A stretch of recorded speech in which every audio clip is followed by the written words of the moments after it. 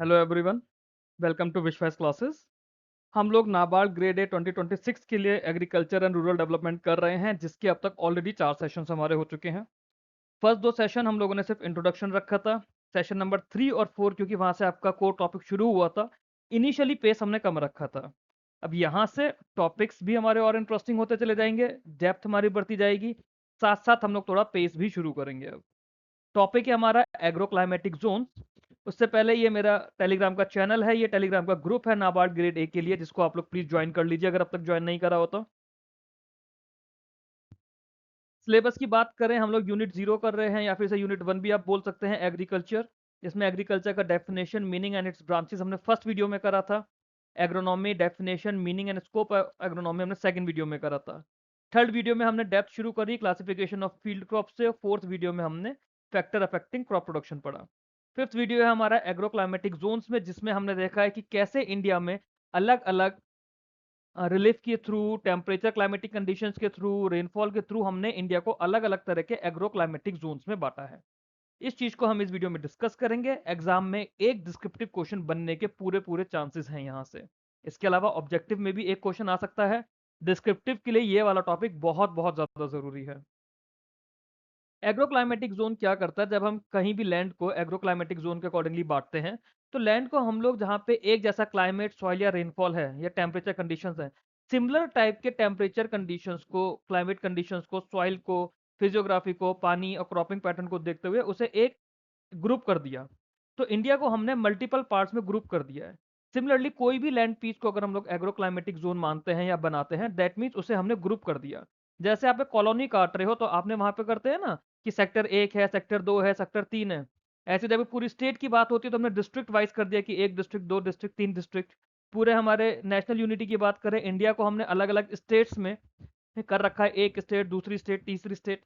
Similarly जब हम agriculture की बात करते हैं तो एग्रीकल्चर में उन्हें हम एग्रो क्लाइमेटिक जोन्स में बांटते हैं। ये जो क्लासिफिकेशन होता है, क्यों बांटा जाता है, ये उस पर्टिकुलर एरिया के क्रॉपिंग सिस्टम्स को डिजाइन करने के लिए, वहां पे कौन से फर्टिलाइजर्स यूज करने, इरिगेशन प्लान कैसा होना चाहिए, क्लाइमेट को अडेप्ट करने के लिए क्या स्ट्रेटेजीज होनी चाहिए, तो उसके लिए साइंटिफिक बेसिस देता है। तो जो हमारे एग्रीकल्चरल रिकमेंडेशंस हैं उस पर्टिकुलर एरिया के लिए इंश्योर करता है कि वो वहाँ की नेचुरल रिसोर्स अवेलेबिलिटी के साथ हो पाए। फॉर एग्जाम्पल, अगर आप राजस्थान में खेती कर रहे हो, अब राजस्थान के लिए नहीं बोलोगे कि वहाँ पे सेब की खेती करो। आप राजस्थान में चावल कम उगाओगे या फिर शायद नहीं उगाओगे। आप पहाड़ों पर जाकर नहीं बोलोगे कि वहाँ पे आपको प्याज ही उगानी है और सेब नहीं उगाने हैं। क्यों? क्योंकि कश्मीर या शिमला जैसे आप एग्जाम्पल है, वहाँ पे सेब की खेती होती है। क्यों? क्योंकि वो सेब के लिए एक सूटेबल कंडीशन है। सिमिलरली अगर आप वेस्ट बंगाल की साइड जाओगे, वहाँ पे जूट की और चावल की खेती होती है, क्योंकि वो वहाँ के लिए सूटेबल कंडीशंस हैं। तो वो उनके एग्रो क्लाइमेटिक कंडीशंस की वजह से है। एग्रो क्लाइमेटिक जोन जो होता है एक ज्योग्राफिकल रीजन होता है, जो कि uniform combination of climate, soil, terrain features की वजह से हम कंबाइन करते हैं, है ना, या फिर डिफाइन करते हैं। और ये जो चीजें होती हैं, ये एग्रो क्लाइमेटिक कंडीशन जो होती हैं, वो क्रॉप की सुटेबिलिटी को, फार्मिंग सिस्टम को और नेचुरल रिसोर्सेज के बिहेवियर को इन्फ्लुएंस करता है। ये हमारा कॉन्सेप्ट है एग्रो क्लाइमेटिक जोन्स का। ठीक है। एग्रो क्लाइमेटिक जोन्स में क्या क्या होता है? सबसे पहले इसके अंदर एलपीजी होता है। एलपीजी होता है लेंथ ऑफ ग्रोइंग पीरियड। उसके अलावा temperature, rainfall, humidity, soil type, elevation, slope और फिजियोग्राफी। ये हमारे की कंपोनेंट्स होते हैं जिन्हें हम लोग यूज करते हैं to define agro climatic zone. ठीक है, क्या क्या? Temperature, rainfall, humidity, growth, soil, elevation, slope, physiography. ये जो कंपोनेंट्स होते हैं, ये किन चीजों को डिटरमाइन करते हैं? एवापो ट्रांसपिरेशन रेट को, सॉइल मॉइस्चर रिटेंशन को, क्रॉप ग्रोथ ड्यूरेशन को, स्ट्रेस लेवल को। जो हमने अलग अलग जगह देखा, हो सकता है आपका एलिवेशन स्लैंटेड हो, आपका उसका जो स्लोप है, स्लोप बहुत ज्यादा है, आप नॉर्मल खेती करोगे मिट्टी बह जाएगी, सॉइल इरोजन होगा, पानी रुकेगा नहीं, पानी बह जाएगा, आपको अलग तरह से काम करना होगा। आपका फ्लैट है, फ्लैट में आपको काउंटूर या बर्न्स नहीं बनाने हैं, है ना, आपको मेड़ नहीं बनानी है, आप नॉर्मल चावल के खेत में पानी भरोगे, वहां पे स्टैंडिंग वाटर रहेगा। तो ये अलग अलग कंडीशंस होती हैं हमारी। जोन्स कब होते हैं? Zones are meaningful only when they integrate climate plus soil plus physiography.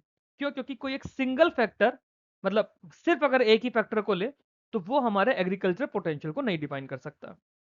Further कई बार क्या होता है कि एग्रो क्लाइमेटिक जोन बहुत बड़ा एरिया हो गया, उसमें अलग अलग माइक्रो क्लाइमेटिक वेरिएशन है, तो उसको हमने सब जोन्स में डिवाइड कर देते हैं, वो कहलाते हैं एग्रो क्लाइमेटिक सब जोन। अब इनके अंदर जैसे altitude, rainfall distribution, river proximity, soil fertility, ऐसे समझ लीजिए कि विद इन अ स्टेट जैसे यूपी स्टेट है, यूपी स्टेट अलग अलग रीजन्स की वजह से पश्चिमांचल, पूर्वांचल, विंध्याचल इस तरह से बटा हुआ है। दिल्ली में जो लोग रहते हैं वो लोग फिर अलग अलग एरिया की वजह से south Delhi, east Delhi, north west Delhi इस तरह से बटा हुआ है। सिमिलरली जब हमारा एग्रोक्लाइमेटिक जोन होता है, अगर विद इन अ जोन हमें वेरिएशन मिलते हैं काफी सारे, उससे हम लोग सब जोन्स में डिवाइड कर देते हैं। स्पेशली जो हमारे हिली स्टेट्स या ट्राइबल रीजन होते हैं, क्यों? क्योंकि वहां पे छोटा सा भी अगर आपका वेरिएशन है स्लोप का या सॉइल की डेप्थ का, तो वो क्रॉप्स को चेंज कर देता है या फिर वहां पे किस तरह की खेती होनी है उस चीज को बदल देता है। फॉर एग्जाम्पल उत्तराखंड में ही आप कहीं पर आप खूब अच्छी सेब की खेती कर सकते हो, सिट्रस फ्रूट्स की खेती कर सकते हो। वही उत्तराखंड में अगर आप गंगोत्री ग्लेशियर के आसपास चले जाओगे तो वहां पे आप कुछ भी खेती नहीं कर सकते। हिमाचल प्रदेश में एक तरफ मनाली में आप सेब की खेती कर रहे हो, मनाली से थोड़ा सा ऊपर रोहतांग पास है, वहां पे खेती ही नहीं है कोई, वहां पे सिर्फ फर्न उगता है। जम्मू कश्मीर में आप लोग कश्मीर में सेब की खेती कर रहे हो, बट जम्मू में पटनी टॉप के आसपास की जगह है जहाँ पे सिर्फ बर्फ होती है और मॉस होती है, फर्न होता है, वहां पे खेती हो ही नहीं सकती है कोई। तो विद इन अ स्टेट या फिर हम बोले विद इन एग्रोक्लाइमेटिक जोन हमारे पास अलग अलग एल्टीट्यूड, रेनफॉल, रिवर प्रोक्सिमिटी और सॉइल फर्टिलिटी की वजह से सब जोन्स बन जाते हैं। क्लियर हुआ सब जोन्स का कॉन्सेप्ट? अब बेसिस ऑफ एग्रोक्लाइमेटिक जोन क्या है, किस बेसिस पे करते हैं? सबसे पहले वो हमारा टेम्परेचर। टेम्परेचर जो होता है, टेम्परेचर सीड का germination, vegetative growth, flowering, grain setting, इसको गवर्न करता है। टेम्परेचर के through germination, vegetative growth, flowering और ग्रेन सेटिंग डिफाइन होती है, जिसकी वजह से प्राइमरी डिटर्मिनेंट हो गया क्रॉप चॉइस का। फॉर एग्जाम्पल अगेन वही चीज आएगी, वीट, राइस, शुगर केन हमारे सबसे कॉमन एग्जाम्पल्स है, हर जगह हम लोग इन्हें यूज करते हैं। Wheat require cool winters, warm summers. Rice and sugar cane prefer high temperature. Temperature extremes होती हैं, जैसे कहीं पे फ्रॉस्ट हो रहा है, हीट वेव्स हो रही हैं, कोल्ड कोल्ड स्पेल्स हो रहे हैं, ये फिर सोइंग विंडोज को और स्टेल टॉलरेंस को अफेक्ट करता है। नेक्स्ट आता है रेनफॉल और वाटर बैलेंस। रेनफॉल और वाटर बैलेंस की बात करें तो अमाउंट, डिस्ट्रीब्यूशन या इंटेंसिटी ऑफ रेनफॉल, ये जो होते हैं क्रॉप ड्यूरेशन को इन्फ्लुएंस करता है, इरिगेशन नीड को इन्फ्लुएंस करता है, सॉइल मॉइस्चर रेजिम को देखता है। आपके पास अगर बारिश अच्छी है, जैसे आप ट्रॉपिकल एरिया में चले जाओ, वहां पर आपको रिवर इरिगेशन की शायद इतनी ज्यादा नीड नहीं पड़ेगी, क्योंकि आपके पास रेगुलर बारिश होती जा रही है। मिट्टी अगर आपकी मॉइस्चर को अच्छे से रिटेन करके चल रही है तो आपको बहुत ज्यादा इरिगेशन की नीड नहीं पड़ेगी। हाई रेनफॉल जोन्स जो होते हैं वो राइस प्लांटेशन क्रॉप्स को सपोर्ट करते हैं। लो रेनफॉल जोन्स जो होते हैं वो ड्रॉट रेजिस्टेंट क्रॉप को सपोर्ट करते हैं, जैसे कि मिलेट्स हो गया, पल्सिस हो गया। तो हम लोग जब एग्रोक्लाइमेटिक जोन्स को टेम्परेचर पे बांट रहे हैं या रेनफॉल और वाटर बैलेंस पे बांट रहे हैं, उसी के अकॉर्डिंगली हमारी क्रॉप की चॉइस आ रही है। रेनफॉल की जो वेरिएबिलिटी है ये एलपीजी भी डिटरमाइन करती है। क्वेश्चन आएगा कि कौन सा एग्रोक्लाइमेटिक फैक्टर आपका एलपीजी को डिटरमाइन करता है, लेंथ ऑफ ग्रोइंग पीरियड को? आंसर वुड बी रेनफॉल, और विच इज अ की parameter in India agro ecological classification. क्या? लेंथ ऑफ ग्रोइंग पीरियड, जिसे हम लोग शॉर्ट में एलजीपी के, सॉरी मैं बार बार एलपीजी बोल रहा हूँ, अपोलोजाइज, एलजीपी कहते हैं, length of growing period.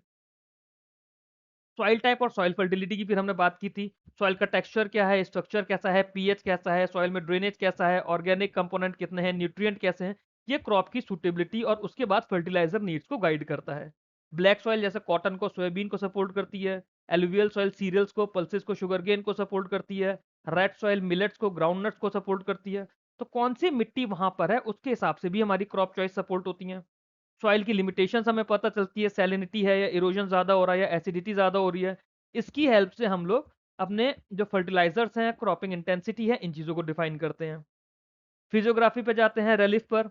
Relief में क्या होता है? जो फिजियोग्राफिक फीचर्स है जगह के, हिल्स है, प्लेट्यू है, प्लेन्स है, कोस्टल बेल्ट है, वो इटसेल्फ छोटे छोटे माइक्रो क्लाइमेटिक सॉइल प्रोफाइल बना लेती हैं।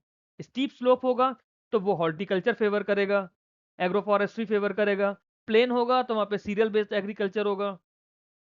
कोस्टल रीजन्स होंगे तो वहां पे मिट्टी सैलीन होगी, क्योंकि समुद्री पानी होता है आसपास, साइक्लोन्स आते हैं, तो उसके लिए उस तरह का ट्रीटमेंट चाहिए होता है कि आप उस तरह का फर्टिलाइजर यूज करो, उस तरह का खाद डालो या केमिकल डालो। फिर वहां पे साइक्लोन्स आते हैं तो आपको उस हिसाब से सोचना होता है, आप चावल की खेती करोगे या पेड़ की खेती करोगे तो उसमें क्या आपके लिए बेनिफिशियल है, क्या बेनिफिशियल नहीं है। वो सब हम लोग अभी आगे चल के जब इंडिया के क्लाइमेटिक जोन्स को देखेंगे वहां पर डिस्कस करेंगे। लेंथ ऑफ ग्रोइंग पीरियड जिसकी हम लोग बात कर रहे थे, लेंथ ऑफ ग्रोइंग पीरियड क्या होता है? It represent the number of days in a year with sufficient moisture to support crop growth. ठीक है। एलजीपी क्या होता है? एक साल में क्रॉप ग्रोथ सपोर्ट करने के लिए कितने नंबर ऑफ डेज के लिए मिट्टी में या फिर हमारे पास सफिशिएंट मॉइस्चर अवेलेबल है। It integrate rainfall, soil moisture storage, evapotranspiration and therefore offers a holistic indicator of cropping potential। evapotranspiration क्या होता है? जो हमारे ट्रांसपिरेशन की वजह से एवापोरेशन लॉसेस होते हैं। Short LGP areas grow short duration millets and pulses. Long LGP zone support long duration crops like sugar cane और पैडी। ठीक है, जो चीज नहीं समझ आए स्क्रीनशॉट लो, आप टेलीग्राम ग्रुप या चैनल में शेयर कर दो। ये टेलीग्राम चैनल का लिंक है, टेलीग्राम ग्रुप का लिंक है।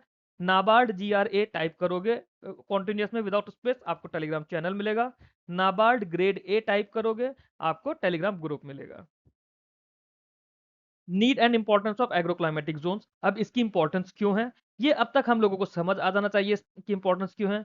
जैसे हम अगर ऊपर ऊपर से बात करें कि एग्रोक्लाइमेटिक जोन्स की क्या क्या इंपॉर्टेंस है। अगर हमने एग्रोक्लाइमेटिक जोन को बांटा है, हम एग्रोक्लाइमेटिक जोन के हिसाब से हम अपने क्रॉप डिसाइड कर सकते हैं, है ना। हम उसके हिसाब से वहां पे इरिगेशन की क्या रिक्वायरमेंट्स है उसको डिजाइन कर सकते हैं। वहां पे हमें क्या रिसोर्सेज चाहिए, कोई रिसोर्स हम वेस्ट ना करें, इलॉजिकली यूज ना करें, वो हम लोग प्लान आउट कर सकते हैं। वहां के क्लाइमेट के हिसाब से हम लोग क्लाइमेट रेजिलिएंट एग्रीकल्चर सोच सकते हैं, कुछ ऐसे ही होगा ना। तो सबसे पहला है region specific crop planning. Region specific crop planning क्या करता है, जोनिंग एंश्योर की जो क्रॉप और वेराइटीज हम लोग सेलेक्ट कर रहे हैं वो उस रीजन के लिए नेचुरल सुटेबिलिटी हो, वहां पे यील्ड स्टेबिलिटी मिले, रिस्क हमारे कम से कम हो। ठीक है, और जो ओवर यूज होता है इनपुट्स का, इनपुट में चाहे पानी की बात कर रहे हो चाहे हम लोग फर्टिलाइजर्स की बात कर रहे हो, ओवर यूज इनपुट्स का कम हो पाए, है ना। क्यों, क्योंकि ये ओवर यूज से क्या करते हैं हम लोग, आर्टिफिशियली ग्रो करते हैं हम सुटेबल क्रॉप्स को, उसमें हमारी कॉस्ट बढ़ जाती है। तो अगर हमारा ओवर यूज ऑफ इनपुट्स कम हो जाता है तो हमारी कॉस्ट कम हो जाएगी, एनवायरमेंटल डैमेज कम होगा।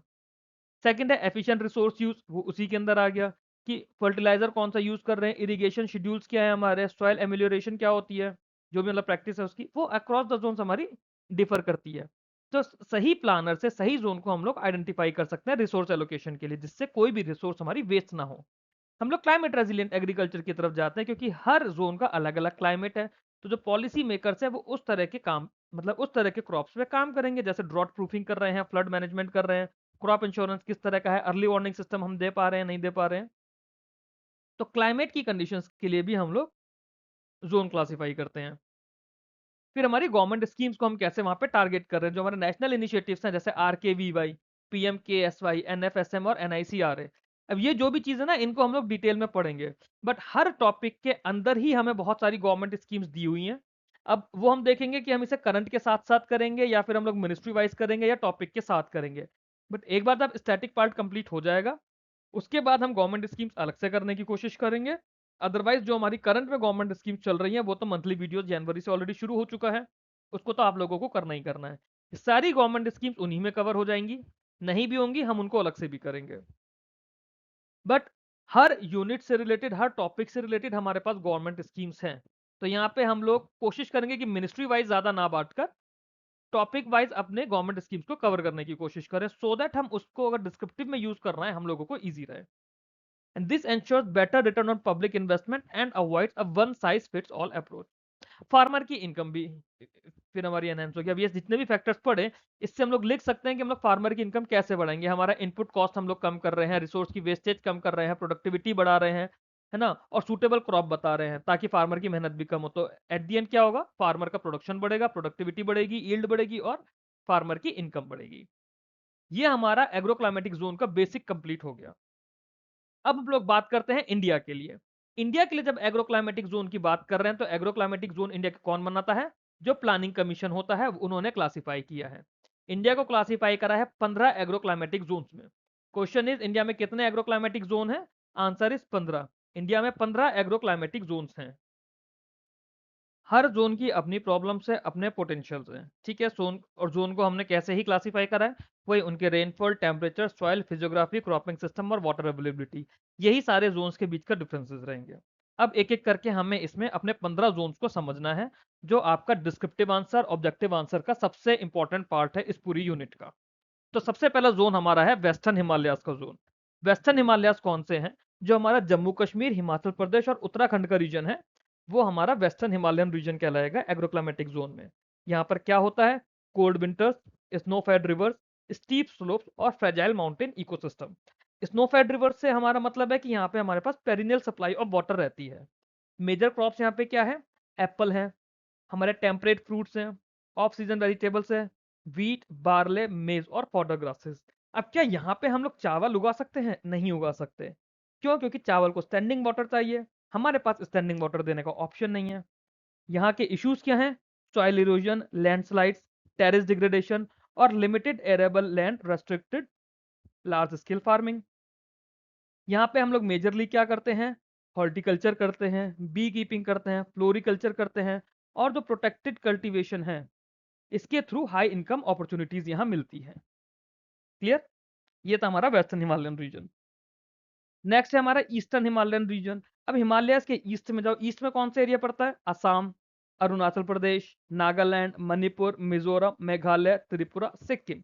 ये जो रीजन है, ये रीजन कैसे कैरेक्टराइज्ड है? जब बे ऑफ बंगाल से मॉनसून आता है तो इसी रीजन के थ्रू होता हुआ आता है। तो यहाँ पे हाई रेनफॉल है, डेंस फॉरेस्ट है, ह्यूमिड सब ट्रॉपिकल टू टेम्परेट क्लाइमेट है।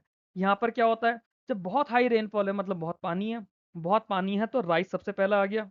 राइस, मेज, ऑयल सीड्स, स्पाइसेस जिसमें जिंजर टर्मरिक होता है, हॉर्टिकल्चर क्रॉप्स भी है, और बैम्बू। ये यहाँ के फार्मिंग लैंडस्केप को डोमिनेट करता है। इसके अलावा आप यहाँ पे टी का भी एग्जांपल दे सकते हो, जैसे दार्जिलिंग और असम की टी बहुत फेमस है। झूम कल्टीवेशन यहाँ का फेमस है, स्टीप स्लोप्स है यहाँ पे, सॉइल इरोजन होता है, और पुअर रोड कनेक्टिविटी है जो कि यहाँ की लिमिटेशंस है। बट यहाँ पे इनॉर्मस पोटेंशियल है ऑर्गेनिक फार्मिंग्स का, स्पाइसेस का, मेडिसिनल प्लांट्स का, हॉर्टिकल्चर का और रेनफेड फार्मिंग सिस्टम्स का। नेक्स्ट आता है हमारा lower Gangetic plain. Lower Gangetic plains में क्या होता है? गंगा को आप ऐसे मानिए, गंगा जी को, कि यूपी, बिहार, बंगाल, तीन मेजर स्टेट्स हैं अपार्ट फ्रॉम उत्तराखंड जहां पे वो फ्लो करती हैं। इन तीनों स्टेट में प्लेन्स में यूपी है, बिहार है और आपका वेस्ट बंगाल है।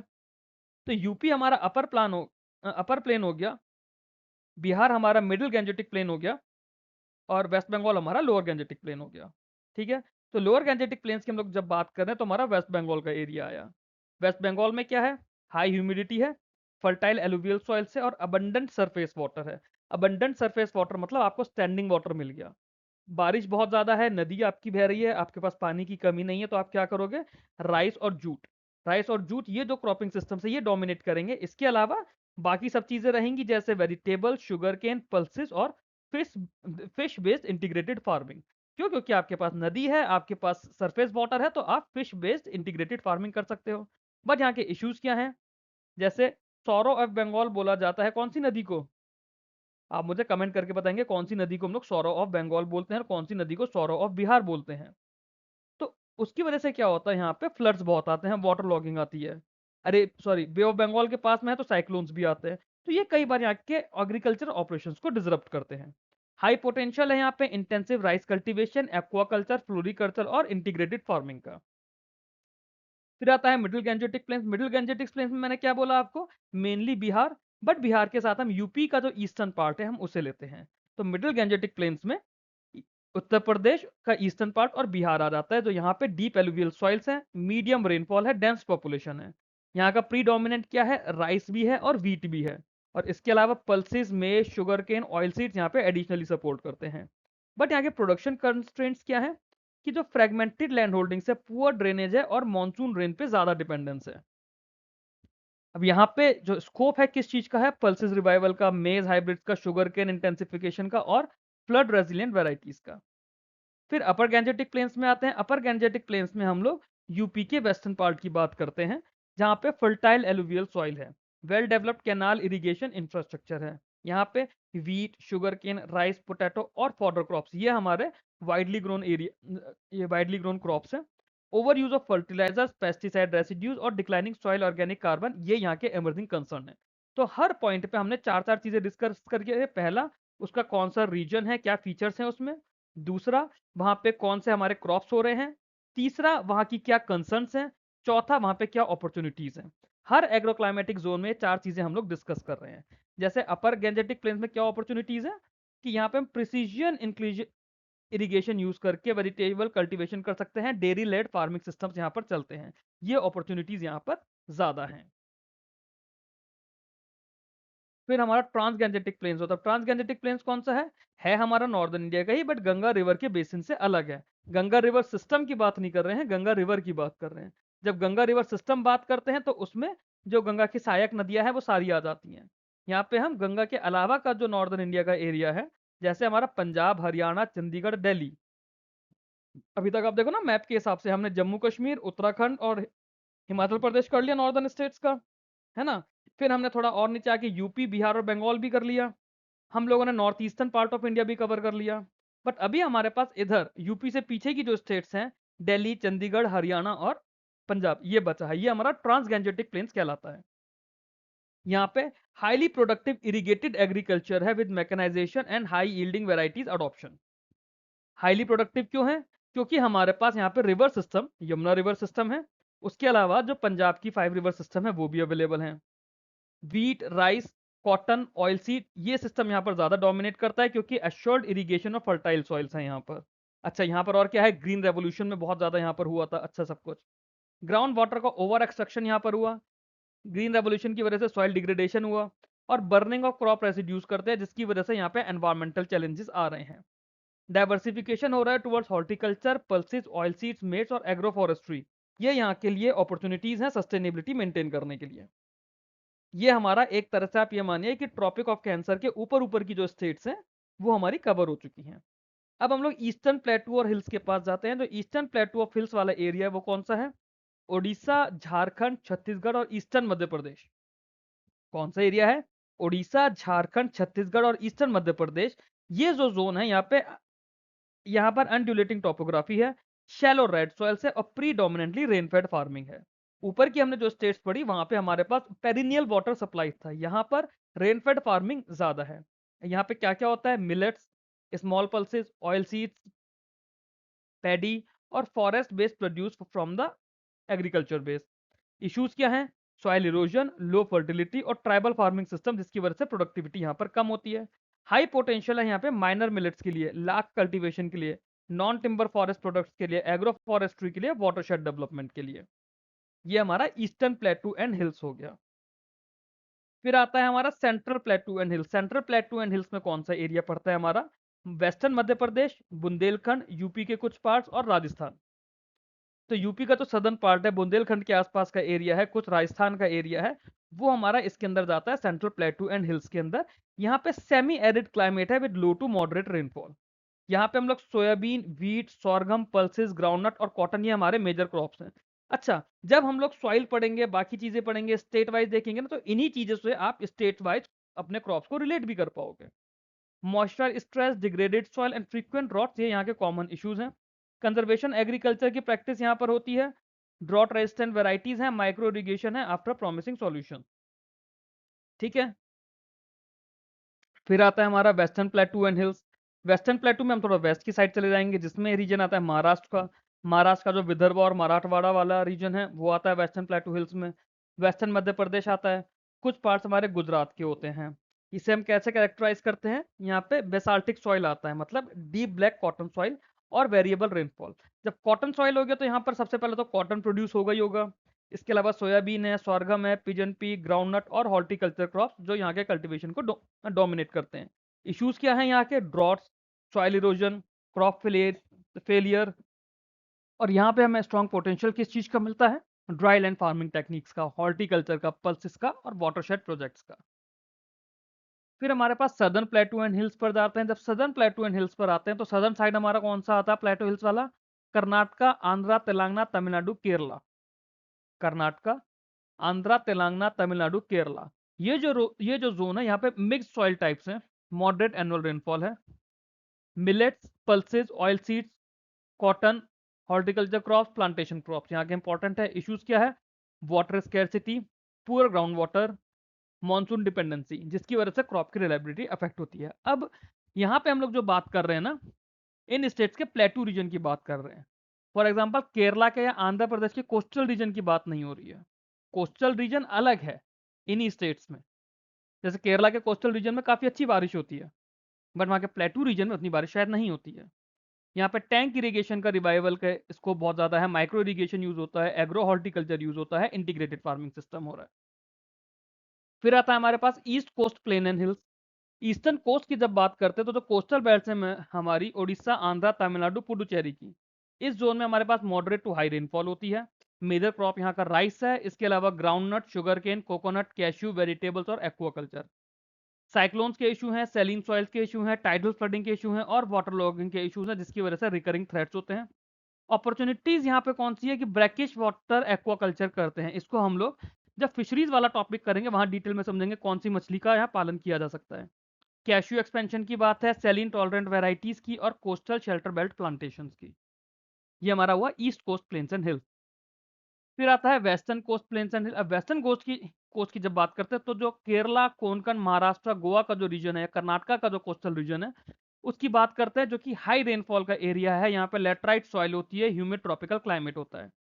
रेनफॉल के थ्रू भी आप सॉइल को समझ पाओगे कि जैसे हाई रेनफॉल एरिया में लेटराइट सॉइल होती है, उसको हम लोग सॉइल वाले चैप्टर में स्टेट वाइज भी डिस्कस करेंगे, तो आप लोगों को और ज्यादा ईजी होगा इन सब चीजों को कलेक्टिवली रिलेट कर पाना। प्लांटेशन क्रॉप्स होती हैं यहाँ पे। जब हाई रेनफॉल की बात होगी तो वहां पे कोकोनट, रबर, आर्कनट, स्पाइसेस, फ्रूट्स और राइस इसकी बात होगी। ठीक है। अब आप सोचिए केरला के स्पाइसेस फेमस है, रबर फेमस है, कोस्टल रीजन में आपको कोकोनट ज्यादा मिलता है। तो ये आपके वेस्टर्न कोस्ट प्लेन और घाट्स की बात हो गई। मैसिव पोटेंशियल है यहाँ पे प्लांटेशन डाइवर्सिफिकेशन का, फ्लोरिकल्चर का, हॉर्टिकल्चर का और हाई वैल्यू स्पाइसेस का। फिर आते हैं हमारे गुजरात के प्लेन और हिल्स। गुजरात के प्लेन और हिल्स की जब बात करते हैं तो सेमी एरिड जोन है गुजरात का, है ना। गुजरात के काफी मेजर पार्ट को कवर करता है। यहाँ पे ब्लैक कॉटन सॉइल है, सैंडी कोस्टल सॉइल है, और इरिगेशन जो होता है यहाँ पे नर्मदा कैनाल नेटवर्क के थ्रू आता है। यहाँ के लिए कॉटन, ग्राउंडनट, बाजरा, कैस्टर, क्यूमिन वेजिटेबल्स और हॉर्टिकल्चर क्रॉप्स यहाँ का प्राइमरी क्या हो गया। ग्राउंडनट, कॉटन, बाजरा, कैस्टर, क्यूमिन वेजिटेबल्स और हॉर्टिकल्चर क्रॉप। सैलिनिटी इंग्रेस के इश्यूज हैं, यहाँ पे ड्रॉट्स के इश्यूज हैं, इरेटिक रेनफॉल के इश्यूज है, जिसकी वजह से प्रोडक्शन स्टेबिलिटी नहीं रहती। स्कोप है यहाँ पे प्रोटेक्टेड कल्टीवेशन का, इरिगेशन एफिशिएंसी का, सॉल्ट टॉलरेंट वेराइटीज का और एग्रो इंडस्ट्रीज लिंकेजेस का। ये हुआ हमारा गुजरात प्लेन एंड हिल्स। फिर आता है हमारा western dry region. Western dry region के अंदर राजस्थान का वो पार्ट आता है जो वेस्टर्न राजस्थान का डेजर्ट वाला पार्ट है। यहाँ पे एक्सट्रीम एरिडिटी है, हॉट डेजर्ट्स है, वेरी लो रेनफॉल है और सैंडी सॉइल्स है। यहाँ पर भी हमारे पास खेती होती है। यहाँ पे पर्ल मिलेट्स होते हैं, मॉट बीन होती है, क्लस्टर बैगन होता है जिसे गुआर कहते हैं, है ना। ये सब चीजें होती है, फॉडर ग्रासेस होती है जो एग्रीकल्चर को यहाँ डोमिनेट करती है। यहाँ के इश्यूज क्या है, drought, high evapotranspiration, minimal water availability, ये यहाँ के मेजर कंस्ट्रेंट्स हैं। अपॉर्चुनिटीज है यहाँ पे डेजर्ट एग्रीकल्चर की, ड्रिप सिस्टम्स की, ड्रॉट रेजिलेंट क्रॉप्स की, डेट पाम की और लाइव स्टॉक बेस्ड सिस्टम्स की। फिर हमारा आइलैंड रीजन आता है। आइलैंड रीजन हमारे पास दो मेजर आइलैंड सिस्टम है, एक है अंडमान एंड निकोबार, दूसरा है लक्षद्वीप, जहाँ पे ह्यूमिड ट्रॉपिकल क्लाइमेट है, सैंडी सॉइल्स हैं, कोरल रीफ्स हैं और स्ट्रॉन्ग मेरीन इन्फ्लुएंस है। यहाँ पे कोकोनट, स्पाइसीज, ट्रॉपिकल फ्रूट्स और फिशरीज यहाँ की एग्रीकल्चरल एक्टिविटीज हैं। यहाँ पे इश्यूज क्या है कि लिमिटेड एरेबल लैंड्स हैं, हाई ट्रांसपोर्टेशन कॉस्ट है, साइक्लोन वल्नरेबिलिटी है, जिसकी वजह से डेवलपमेंट भी रुकता है यहाँ पे। यहाँ पे पोटेंशियल है हाई ऑर्गेनिक फार्मिंग का, कोकोनट बेस्ड मिक्स फार्मिंग का, मैरीन फिशरीज का और टूरिज्म लिंक्ड वैल्यू चेन्स का। ये हमारे इंडिया के 15 एग्रो क्लाइमेटिक जोन्स हैं। हर एग्रो क्लाइमेटिक जोन की हमने चार चीजें कवर करी हैं कि उसका कौन सा एरिया है स्टेट वाइज, वहाँ पे कौन से क्रॉप्स हैं, वहाँ के क्या इश्यूज हैं और वहाँ पे क्या अपॉर्चुनिटीज हैं, किस तरह के एग्रीकल्चर की या किन क्रॉप्स की या किस तरह के डेवलपमेंट की वहाँ पे अपॉर्चुनिटीज हैं with respect to the agriculture. ये आपका डिस्क्रिप्टिव ऑब्जेक्टिव के लिए टॉपिक कंप्लीट होता है। अगर आप लोगों को टॉपिक अच्छा लगा, वीडियो अच्छा लगा, कंटेंट समझ आया, कॉन्सेप्ट अच्छा लगा, तो प्लीज़ वीडियो को लाइक कीजिएगा, चैनल को सब्सक्राइब कीजिएगा, बेल आइकन प्रेस करिएगा नोटिफिकेशन के लिए और मुझे मोटिवेशन देने के लिए कि मैं आप लोगों के लिए मेहनत करके अच्छे से अच्छा कंटेंट बनाने की कोशिश करता रहूँ। ये मेरे Telegram channel group NABARD grade A के लिए हैं और ये डेडिकेटेड चैनल है विश्वास क्लासेस का, जिसमें आपको कलेक्टिवली सारे एग्जाम्स की रिलेटेड इन्फॉर्मेशन, कोर्सेज के बारे में डिटेल्स अवेलेबल होती रहेंगी। एज आई ऑलवेज सेड, मेरा पूरा कोर्स जिस भी एग्जाम की मैं तैयारी करा रहा हूँ that is completely free of cost for every student. तो जो बच्चे मुझसे टेलीग्राम पे पूछते हैं कि सर क्या आपका कोई पेड कोर्स है, आप अलग से फीस लेके पेड कोर्स शुरू कर दो, तो माय डियर स्टूडेंट्स, मैं कोई पेड कोर्स कभी शुरू नहीं करूंगा आप लोगों का बेसिक का। कभी आप लोगों को RBI grade B, NABARD grade या बाकी बैंकिंग एग्जाम्स के लिए इस चैनल के थ्रू पैसा खर्च करने की जरूरत नहीं पड़ेगी। That's all in this video. Thank you very much for watching this video. Keep learning, keep growing.